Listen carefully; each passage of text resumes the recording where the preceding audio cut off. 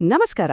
ಈ ವಾರ ಒಂದಲ್ಲ ಎರಡಲ್ಲ ಬರೋಬ್ಬರಿ 150ಕ್ಕೂ ಹೆಚ್ಚು ಎಐ ಅಪ್ಡೇಟ್ಸ್ ಬಂದಿವೆ. ಆದರೆ ಅಷ್ಟೆಲ್ಲ ನೋಡೋದ್ ಬೇಡ, ಯಾಕಂದ್ರೆ ಅದರಲ್ಲಿ ನಿಜವಾಗ್ಲೂ ಗೇಮ್ ಚೇಂಜ್ ಮಾಡುವಂತ ಕೆಲವು ಅಪ್ಡೇಟ್ಗಳಿವೆ. ಅದನ್ನಷ್ಟೇ ಇವತ್ತು ನೋಡೋಣ. ಹೌದು, ಕೇಳಕ್ಕೆ ತುಂಬಾ ಸುದ್ದಿಗಳಿರುತ್ತೆ, ಆದರೆ ಅದರಲ್ಲಿ ಹೆಚ್ಚಿನವು ಬರೀ ಹೈಪ್ ಅಷ್ಟೇ. ಸೊ ಈ ಎಲ್ಲಾ ಗದ್ದಲದಿಂದ ದೂರ ಬಂದು ನಿಜವಾಗ್ಲೂ ಏನ್ ನಡೀತಿದೆ ಅಂತ ಅರ್ಥ ಮಾಡ್ಕೊಳ್ಳೋಣ ಬನ್ನಿ.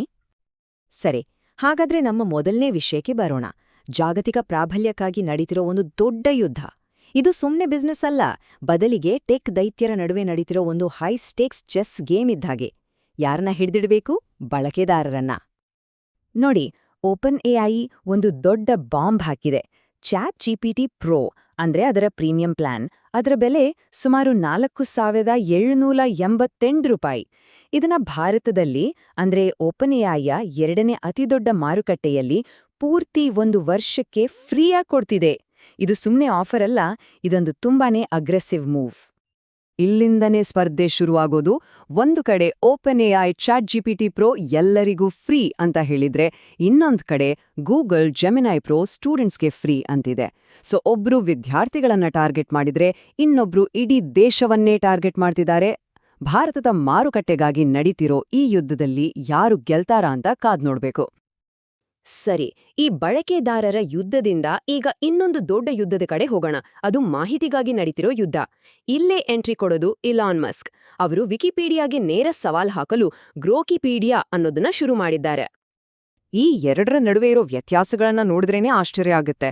ವಿಕಿಪೀಡಿಯಾದಲ್ಲಿ ಲಕ್ಷಾಂತರ ಲೇಖನಗಳನ್ನ ಮನುಷ್ಯರು ಬರೆದು ಪರಿಶೀಲಿಸ್ತಾರೆ. ಆದ್ರೆ ಗ್ರೋಕಿಪೀಡಿಯಾದಲ್ಲಿ ಎಲ್ಲವನ್ನೂ ಎಐ ಬರೆಯುತ್ತೆ, ಎಐನೇ ವೆರಿಫೈ ಮಾಡುತ್ತೆ. ಒಂದು ಕಡೆ ತಟಸ್ಥ ದೃಷ್ಟಿಕೋನ ಅನ್ನೋ ಗುರಿ ಇದ್ರೆ, ಇನ್ನೊಂದು ಕಡೆ ಸಂಪೂರ್ಣ ಸತ್ಯವನ್ನೇ ಕೊಡ್ತೀವಿ ಅಂತಾರೆ. ಅಂದ್ರೆ ಮನುಷ್ಯರು ಬರೆಯೋ ಜ್ಞಾನ ಸರಿನಾ ಅಥವಾ ಎಐ ಬರೆಯೋ ಸತ್ಯ ಸರಿನಾ? ಇದೊಂದು ದೊಡ್ಡ ಚರ್ಚೆ. ಹಾಗಾದ್ರೆ ನಿಜವಾಗ್ಲೂ ಒಂದು ಎಐ ವಿಶ್ವಕೋಶ ತಟಸ್ಥವಾಗಿರಲು ಸಾಧ್ಯನಾ? ಇದೇ ದೊಡ್ಡ ಪ್ರಶ್ನೆ. ಯಾಕಂದ್ರೆ ಈಗಾಗ್ಲೇ ಗ್ರೋಕಿಪೀಡಿಯಾದಲ್ಲಿ ಪಕ್ಷಪಾತ ಇದೆ, ಸರಿಯಾದ ಸೋರ್ಸ್ ಕೊಟ್ಟಿಲ್ಲ ಅನ್ನೋ ಆರೋಪಗಳು ಕೇಳ್ಬರ್ತಿವೆ. ಅಂದ್ರೆ ಒಂದು ಬಗೆಯ ಬಯಾಸ್ ತೆಗೆಯೋಕ್ ಹೋಗಿ ಇನ್ನೊಂದು ಬಗೆಯ ಬಯಾಸ್ ಸೃಷ್ಟಿಯಾಗೋ ಅಪಾಯ ಇದ್ದೇ ಇರುತ್ತೆ. ಸರಿ, ಈ ದೊಡ್ಡ ತಂತ್ರ ಯುದ್ಧಗಳನ್ನ ಬಿಟ್ಟು ನಮ್ಮ ದಿನನಿತ್ಯದ ಕೆಲಸಕ್ಕೆ ಬರೋಣ. ನಮ್ಮ ಕೆಲಸದ ಜಾಗದಲ್ಲಿ ಎಐ ಹೇಗೆ ನಮ್ಮ ಜೊತೆಗಾರನಾಗಿ ಅಸಿಸ್ಟೆಂಟ್ ಆಗಿ ಬದಲಾಗ್ತಿದೆ ಅಂತ ನೋಡೋಣ. ಬನ್ನಿ ನೋಡೋಣ.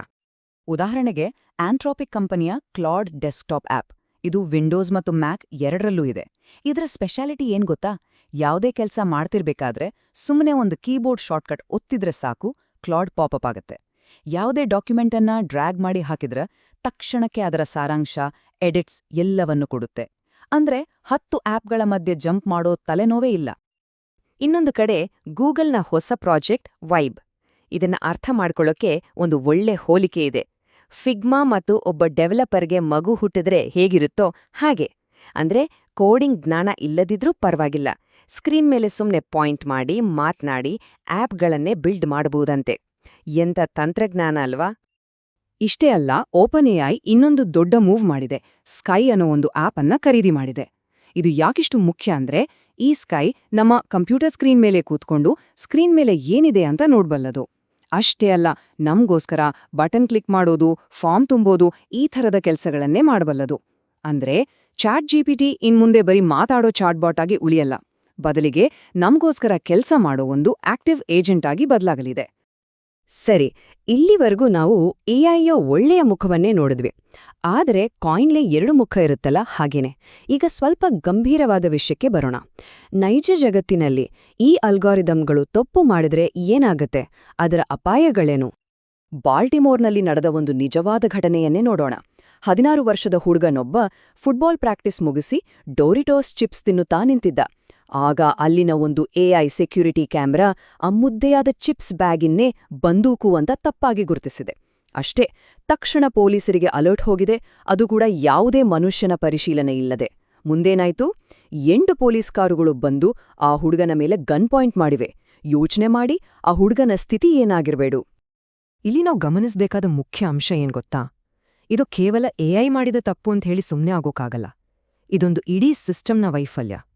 ಆ ಎಐ ಒಂದು ತಪ್ಪು ಅಲರ್ಟ್ ಕಳಿಸಿದಾಗ ಅದನ್ನ ಪರಿಶೀಲಿಸೋಕೆ ಒಬ್ಬ ಮನುಷ್ಯ ಇರ್ಬೇಕಿತ್ತು ಅಲ್ವಾ?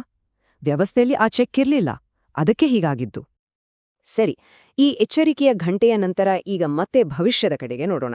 ಎಐ ಸಂಶೋಧನೆಯಲ್ಲಿ ನಡೀತಿರೋ ಕೆಲವು ಬೆಳವಣಿಗೆಗಳು ಯಾವುದೋ ಸೈನ್ಸ್ ಫಿಕ್ಷನ್ ಸಿನಿಮಾದಿಂದ ಬಂದ ಹಾಗೆ ಕಾಣಿಸುತ್ತೆ. ಮನಸ್ಸನ್ನು ಓದುವ ಎಐಯಿಂದ ಹಿಡಿದು ರೋಬೋಟ್ಗಳವರೆಗೂ. ಗೂಗಲ್ನ ಜೆಮಿನಿ ರೊಬೊಟಿಕ್ಸ್ 1.5 ಅಲ್ಲಿ ಥಿಂಕಿಂಗ್ ಮೊನೊಲಾಗ್ ಅಂತ ಒಂದು ಫೀಚರ್ ಇದೆ. ಅಂದ್ರೆ ಏನು ಗೊತ್ತಾ, ಯಾವುದೇ ಕೆಲಸ ಮಾಡೋಕ್ ಮುಂಚೆ ರೋಬೋಟ್ ತನಗೆ ತಾನೇ ಸಹಜ ಭಾಷೆಯಲ್ಲಿ ಮಾತಾಡ್ಕೊಳ್ಳುತ್ತೆ. ಮೊದಲು ಇದನ್ ಮಾಡಬೇಕು, ಆಮೇಲೆ ಅದನ್ನ, ಓಕೆ ಹೀಗೆ ಅಂತ. ಇದು ಅದಕ್ಕೆ ಕಷ್ಟದ ಕೆಲ್ಸಗಳನ್ನ ಹಂತ ಹಂತವಾಗಿ ಮಾಡೋಕೆ ಸಹಾಯ ಮಾಡುತ್ತೆ. ರೋಬೋಟ್ಗಳು ಯೋಚನೆ ಮಾಡೋ ರೀತಿ ಇದು. ಹಾಗೇನೇ ಫಿಗರ್ 3 ಅನ್ನು ಈ ಹ್ಯೂಮನಾಯ್ಡ್ ರೋಬೋಟ್ ನೋಡಿ. ಇದನ್ನ ಲ್ಯಾಬ್ಗೋಸ್ಕರ ಅಲ್ಲ, ಬದಲಿಗೆ ಲಕ್ಷಾಂತರ ಸಂಖ್ಯೆಯಲ್ಲಿ ಉತ್ಪಾದನೆ ಮಾಡಕ್ಕೆ ಅಂತಾನೆ ಡಿಸೈನ್ ಮಾಡಿದ್ದಾರೆ. ಇದು ಎಷ್ಟು ಸ್ಮಾರ್ಟ್ ಅಂದ್ರೆ ವರ್ಚುವಲ್ ರಿಯಾಲಿಟಿಯಲ್ಲಿ ಮನುಷ್ಯರು ಮಾಡೋದನ್ನ ನೋಡಿ ಕಲಿಯುತ್ತೆ. ಒಂದು ಪೇಪರ್ ಕ್ಲಿಪ್ನ ತೂಕವನ್ನು ಸಹ ಇದರ ಸೆನ್ಸರ್ಗಳು ಪತ್ತೆ ಹಚ್ಚಬಲ್ಲವು. ಅಷ್ಟೇ ಅಲ್ಲ, ಮನೆಯಲ್ಲಿ ಓಡಾಡಕ್ಕೆ ಅನುಕೂಲ ಆಗೋ ಹಾಗೆ ಮೃದುವಾದ ಬಟ್ಟೆಗಳನ್ನ ಬಳಸಿದ್ದಾರೆ. ಮತ್ತು ಚಾರ್ಜ್ ಮಾಡೋದು ಕೂಡ ಸುಲಭ. ಸುಮ್ನೆ ಒಂದು ಪ್ಯಾಡ್ ಮೇಲೆ ನಿಂತ್ರೆ ವೈರ್ಲೆಸ್ ಆಗಿ ಚಾರ್ಜ್ ಆಗುತ್ತೆ. ಈಗ ಇನ್ನೊಂದು ಶಾಕಿಂಗ್ ತಂತ್ರಜ್ಞಾನದ ಬಗ್ಗೆ ಹೇಳ್ತೀನಿ. Neuro adaptive AI. ಇದು GPT-4ನಂತಹ ಎಐ ಜೊತೆ ನಮ್ಮ ಮೆದುಳಿನ ಡೇಟಾವನ್ನೇ ನೇರವಾಗಿ ಕನೆಕ್ಟ್ ಮಾಡುತ್ತೆ. MIT ಮೀಡಿಯಾ ಲ್ಯಾಬ್ನ ನ್ಯೂರೋ ಹ್ಯಾಟ್ ಅನ್ನೋ ಸಾಧನ ನಮ್ಮ ಮೆದುಳಿನ ಚಟುವಟಿಕೆಯನ್ನ ರಿಯಲ್ ಟೈಮಿನಲ್ಲಿ ನೋಡ್ತಿರುತ್ತೆ. ನಾವು ಯಾವುದಾದ್ರೂ ವಿಷಯದ ಮೇಲೆ ಹೆಚ್ಚು ಗಮನ ಕೊಡ್ತಿದ್ದೀವಾ ಅಥವಾ ಬೋರ್ ಆಗ್ತಿದ್ಯಾ ಅಂತ ಅದಕ್ಕೆ ಗೊತ್ತಾಗುತ್ತೆ. ಅದಕ್ಕೆ ತಕ್ಕಂತೆ ಅದು ಕೊಡುವ ಮಾಹಿತಿಯನ್ನ ಸುಲಭ ಅಥವಾ ಕಷ್ಟಕರವಾಗಿಸುತ್ತೆ. ಈ ನ್ಯೂರೋ ಹ್ಯಾಟ್ನ ಪೈಲಟ್ ಸ್ಟಡಿ ರಿಸಲ್ಟ್ಸ್ ತುಂಬಾನೇ ಇಂಟ್ರೆಸ್ಟಿಂಗ್ ಆಗಿದೆ. ಇದು ಬಳಕೆದಾರರ ಗಮನವನ್ನ, ಅಂದ್ರೆ ಎಂಗೇಜ್ಮೆಂಟ್ ಅನ್ನ 85% ಹೆಚ್ಚಿಸಿದೆ. ಆದ್ರೆ ಅಲ್ಪಾವಧಿಯ ಕಲಿಕೆಯ ವಿಷಯದಲ್ಲಿ ಅಷ್ಟು ದೊಡ್ಡ ಪ್ರಭಾವ ಬೀರಿಲ್ಲ. ಇದರರ್ಥ ಏನು ಅಂದ್ರೆ, ಈ ಎಐ ನಮ್ಮ ಗಮನವನ್ನ ಹಿಡಿದಿಡೋಕೆ ತುಂಬಾನೇ ಸಹಾಯ ಮಾಡುತ್ತೆ. ಆದ್ರೆ ಅದು ಒಂದೇ ರಾತ್ರಿಯಲ್ಲಿ ನಮ್ಮನ್ನ ಹೆಚ್ಚು ಚುರುಕಾಗಿಸೋದಿಲ್ಲ. ಸರಿ, ನಾವು ಇಲ್ಲಿಯವರೆಗೆ ಏನೇನ್ ನೋಡ್ದ್ವಿ? ಮಾರುಕಟ್ಟೆಗಾಗಿ ಯುದ್ಧ, ಕೆಲ್ಸದಲ್ಲಿ ಸಹಾಯ, ಅಪಾಯಗಳು ಮತ್ತು ಸೈನ್ಸ್ ಫಿಕ್ಷನ್ ತಂತ್ರಜ್ಞಾನಗಳು. ಈ ಎಲ್ಲವನ್ನೂ ಒಟ್ಟು ಸೇರಿಸಿ ಕೊನೆಯದಾಗಿ ಒಂದು ಮುಖ್ಯವಾದ ಪ್ರಶ್ನೆಯನ್ನ ಕೇಳ್ಕೊಳ್ಳೋಣ. ಈ ಇಡೀ ಎಐ ಕ್ರಾಂತಿಯಲ್ಲಿ ಮನುಷ್ಯರಾದ ನಮ್ಮ ಪಾತ್ರವೇನು? ಪ್ರತಿಯೊಬ್ಬರೂ ತಮ್ಮನ್ನು ತಾವು ಕೇಳಿಕೊಳ್ಳಬೇಕಾದ ಪ್ರಶ್ನೆ ಇದು. ನಾವು ಎಐ ಬಳಸಿ ನಮ್ಮ ಕೆಲಸವನ್ನೇ ಆಟೋಮೇಟ್ ಮಾಡಿಕೊಂಡು ನಮ್ಮನ್ನೇ ಕೆಲಸದಿಂದ ಹೊರಹಾಕುತ್ತಿದ್ದೇವೆಯಾ? ಅಥವಾ ಇದನ್ನೇ ಒಂದು ಸಾಧನವಾಗಿ ಬಳಸ್ಕೊಂಡು ನಮ್ಮ ಸಾಮರ್ಥ್ಯವನ್ನ ಹೆಚ್ಚಿಸ್ಕೊಂಡು ಯಾರೂ ನಮ್ಮ ಜಾಗಕ್ಕೆ ಬರಲಾಗದಂಥ ಅನಿವಾರ್ಯ ವ್ಯಕ್ತಿಗಳಾಗುತ್ತಿದ್ದೇವೆಯಾ? ಇದರ ಉತ್ತರವೇ ನಮ್ಮ ಮುಂದಿನ ಭವಿಷ್ಯವನ್ನ ನಿರ್ಧರಿಸುತ್ತೆ.